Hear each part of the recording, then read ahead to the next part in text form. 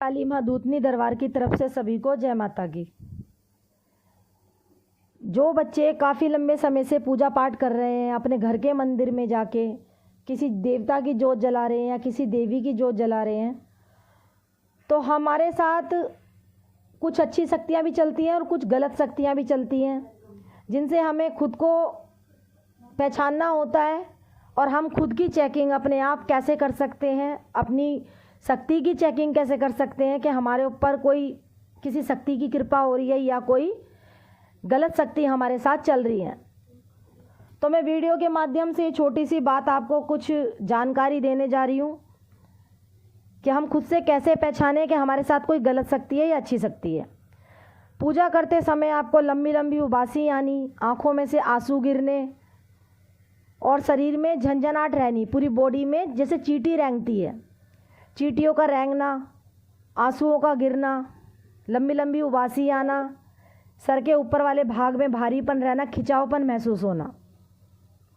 तो ये हमारे इष्ट की जिसकी हमने जोत लगाई है उसकी कृपा हमारे ऊपर हो रही है और हमारे साथ कोई अच्छी शक्ति चल रही है।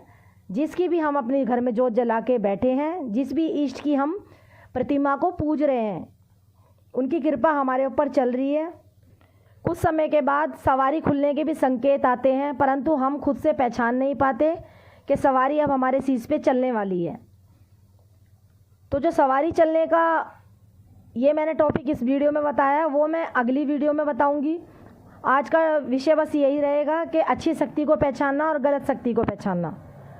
ये तो हो गया है अच्छी शक्ति का संकेत, इसमें तो बहुत बहुत मुबारक हो, आने वाली बात नहीं है, ये बहुत ही अच्छी बात है। आपकी कुंडलिनी शक्ति भी खुलने वाली है और आपको इन सब चीज़ों का अनुभव खुद से होने लग जाएगा कि क्या चीज़ सही है और क्या गलत है।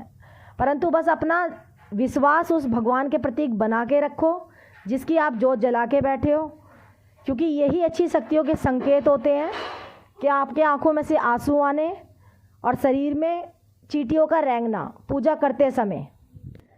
अब बात करूंगी कि गलत शक्ति का पहचानना हमको किस तरीके से हम पहचान सकते हैं कि हमारे साथ कोई गलत शक्ति चल रही है। गलत शक्ति में हमारे खुद घर के जो हमारे प्रेत होते हैं वो भी हो सकते हैं और कोई बाहर की भी प्रेत हो सकते हैं, कोई बाहर की गंदियाँ शक्ति भी हो सकती हैं। जैसे हम कहीं काम धंधे पे जा रहे हैं या कोई चौक चौराहे हम उलांग गए हैं या किसी शमशान के आगे से निकल गए हैं, तो वो शक्तियाँ हमारे साथ आ जाती हैं। परंतु वो घर के अंदर कब एंट्री करती है? जब हमारे घर के पितृ कमज़ोर होते हैं। अगर हमने अपने पितरों को घर पे भोग प्रसाद आदि समय समय पे नहीं निकाला है, अपने देवी देवताओं को समय समय पे उनका पूजा पाठ नहीं करा है, हमारे घर के देवी देवता हमसे रुष्ट हैं, तो बाहर की शक्तियाँ भी एंट्री कर सकती हैं। किसी का भेजा कबूला भी एंट्री कर सकता है। जैसे कोई आजकल तो पता ही है कि कर्तव्य इतने चल रहे हैं एक दूसरे पे कि ये अच्छा कैसे खा रहा है, वो अच्छा कैसे पी रहा है, तो इस तरीके से करके एक दूसरे की चिड़ाव से कोई ना कोई तंत्र विद्या कर देता है या करवा देता है। तो वो सब हमारे घर पे उनका प्रभाव कब होता है, कब उनकी हमारे घर में एंट्री होती है? जब हमारे घर के प्रेत और हमारे घर के पितृ कमज़ोर होते हैं और हमारे घर के देवी देवता हमसे रुष्ट होते हैं, वो निर्बल हुए बैठे रहते हैं, वो जान के भी कुछ हमारी रक्षा नहीं कर सकते क्योंकि हमने उनको भोग प्रसाद आदि समय समय पे नहीं दिया है। उनका नाम हमने लिया तो है, नाम लिया है, उनसे काम लिया है, घर के देवी देवताओं से हर समस्या पे आगे रखा है, परंतु उनका भोग प्रसाद हमने समय समय पे नहीं निकाला है। तो हम कैसे पहचान सकते हैं? अब हम तो कर रहे हैं भक्ति भगवान की। अगर हमने किसी की जोत लगाई है, परमात्मा की, भगवान भोलेनाथ की लगाई है, भगवान विष्णु की लगाई है, या माता महाकाली की या माँ दुर्गा की, तो कोई भी बाहर की शक्ति आपके साथ चल सकती है। वो क्यों चल सकती है? क्योंकि आप भी घर में पूजा पाठ कर रहे हो, आप भी उस तेल का दीपक लगा रहे हो उस परमात्मा के नाम का, आप भक्ति में आ चुके हो। अगर आपके घर के कोई प्रेत हैं जिनको आपने शांति नहीं कराई है, कोई क्रियाकांड नहीं कराया है प्रेतों के नाम का, कोई नारायण बलि नहीं करवाई है, तो वो प्रेत भी अपनी मुक्ति के लिए आपके शरीर के माध्यम से जोत के सामने आके अपनी मुक्ति मांगते हैं। और कोई बाहर के प्रेत भी चल सकते हैं, बाहर की तंत्र विद्या भी चल सकती है, परंतु आपके साथ होगा कुछ नहीं। इसमें भी कुछ घबराने वाली बात नहीं है, बस उनका समाधान आप लोगों को करवाना पड़ता है। हमें खुद चेकिंग करनी पड़ती है कि हमारे साथ ये हो क्या रहा है। अगर कोई बाहर की शक्ति आपके साथ है, कोई गंदी शक्ति आपके साथ है, तो आप जैसे पूजा करोगे परमात्मा की, तो पूजा करने के 10-15 मिनट बाद ही आपके शरीर में एकदम खिंचावपन महसूस होगा, आपके शरीर में एकदम अकड़न महसूस होगी, घुटनों में दर्द हो जाना, एकदम कोहनियों में दर्द होना, सर में बड़ी तेज़ दर्द होना, एकदम तेज़ दर्द होएगा झन्नाटे का, और वो तुरंत बंद हो जाएगा। 10-15 मिनट के बाद शरीर का दर्द, सिर का दर्द बिल्कुल गायब। भगवान की प्रतिमा को देख के पूजा करते समय आपको इतना रोना आएगा, बहुत ज़्यादा उसकी प्रतिमा को देख के काफ़ी आपको रोना आएगा, बहुत बहुत आंसू गिरेंगे आंखों में से, और चिड़चिड़ापन महसूस होएगा। किसी न किसी बात पे आप आके, जैसे आपने जोत जलाई है, आप पूजा करके हटे हो, तो किसी न किसी माध्यम से, किसी न किसी बात से आपकी घर में किसी न किसी से लड़ाई हो जाएगी, या पड़ोस में लड़ाई हो जाएगी, आपके अंदर एक चिड़चिड़ापन महसूस होगा। तो ये सब अनुभव जो होते हैं, ये संकेत होते हैं गलत शक्तियों के।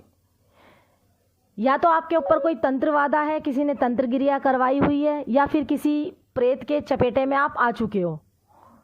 तो आप किसी भी गद्दी दरबार से जुड़ के अपना समाधान करवा सकते हो।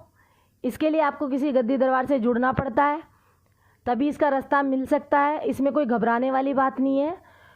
जो भी कोई गलत शक्ति अगर आपके साथ आ रही है, तो वो इसमें कोई घबराना नहीं चाहिए, क्योंकि आप एक जगत जननी की जोत जला रहे हो, महादेव की जोत जला रहे हो, अपने उस इष्ट की जोत जला रहे हो। तो वो आपके शरीर के माध्यम से, आपकी जोत के सामने जो गलत शक्तियाँ होती हैं, वो आके रोती हैं, अपना उद्धार मांगती हैं, अपना भोग प्रसाद आदि मांगती हैं। उनको जैसे ये भूता जूनी काल में भटक रहे हैं, तो उनको मोक्ष चाहिए होता है, उनको मुक्ति चाहिए होती है। बस इसमें कुछ छोटी छोटी बातें ऐसी होती हैं, यही हमको समझनी होती है, यही एक चेकिंग होती है। इसमें ही हमको अनुभव देखने पड़ते हैं, हमें खुद से पहचानना होता है कि हमारे साथ कोई गलत शक्ति तो नहीं चल रही है, और गलत शक्ति अगर चल भी रही है तो उसका समाधान क्या है क्या नहीं है, ये हम अगले वीडियो में अपने ज़रूर बताएंगे। अगर समय रहा तो मैं ज़रूर वीडियो बनाऊंगी। अगर हमारी वीडियो में आपको कुछ भी समझ आता है तो चैनल को सब्सक्राइब करना, और ज़्यादा से ज़्यादा शेयर करना और लाइक करना। तो सभी को जय माता की।